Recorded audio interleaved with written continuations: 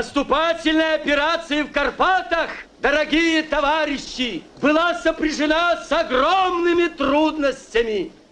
Нашим войскам с боями пришлось преодолевать толщу горной цепи шириной свыше 100 километров, пройти перевалы высотой в 1000 метров и протащить через них транспорт и тяжелую материальную часть.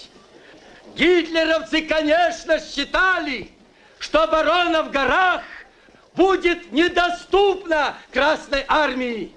Но массовый героизм советских воинов и искусство военно-начальников позволили нашим войскам за 1,5 месяца вышвырнуть фашистов из заранее приготовленных позиций и нанести им огромный